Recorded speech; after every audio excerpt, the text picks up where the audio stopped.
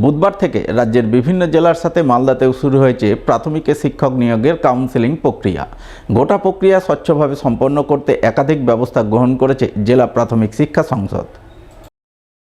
উল্লেখ্য, যারা প্রাথমিক শিক্ষক নিয়োগের কাউন্সেলিং প্রক্রিয়ায় ডাক পেয়েছেন তারা 2017 সালে টেট পরীক্ষার জন্য আবেদনপত্র জমা দিয়েছিলেন।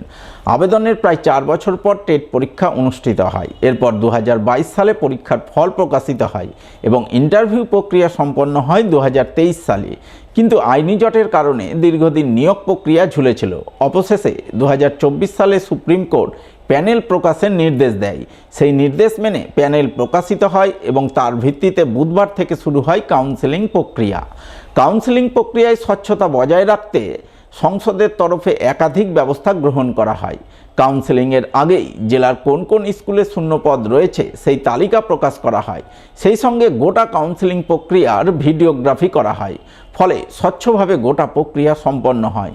স্বভাবতই সংসদের এই প্রক্রিয়া দেখে বেজায় খুশি হন সদ্য নিয়োগপ্রাপ্ত চাকরি প্রার্থীরা। প্রথমে আমাকে ওখানে ডাকা হলো, একদিন করে গেলাম ওখানে। তারপরে আপনার ওখানে একটা ফর্ম দেওয়া হলো, ফর্মটা আমি ফিল আপ করেছি। তারপর আমার ডকুমেন্ট ভেরিফিকেশন হলো। তারপরে আমি ওখানে সিটে গিয়ে বসলাম। তারপরে ভিডিওগ্রাফির মাধ্যমে আমাকে স্কুলের কথা বলা হলো। আমার সব প্রকাশ্যেই হচ্ছিল ভিডিওগ্রাফির মাধ্যমে। প্রকাশই হলো, খুব ভালো লাগছে। শুধুমাত্র স্বচ্ছভাবে হলো বলেই বাড়ির পাশে হয়তো পেয়ে গেলাম, যেহেতু আমার র্যাঙ্কটা কাছে ছিল।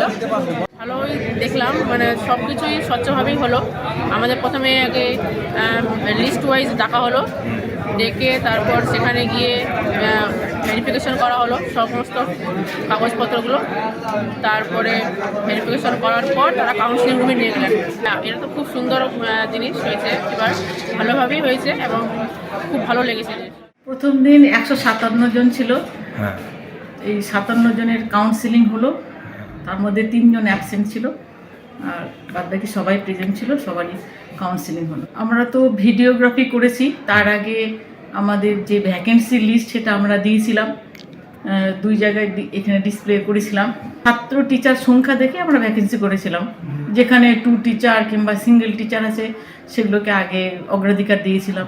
মালদার যে এনআইএস অফিসে আমরা দিয়েছিলাম, সেখান থেকে ক্যান্ডিডেটরা সবাই হাতে হাতে পেয়েছিল। প্রচুর বেকার ছেলে মেয়ে ঘরে ঘরে আছে, সেখানে যে কিছু সংখ্যক বেকারের যে চাকরি হলো, এটাতে আমাদের মানে কাউন্সিলের সবারই ভীষণ আনন্দ। তার বিশেষ করে আমার ভীষণ আনন্দ যে এরা চাকরি পাচ্ছে।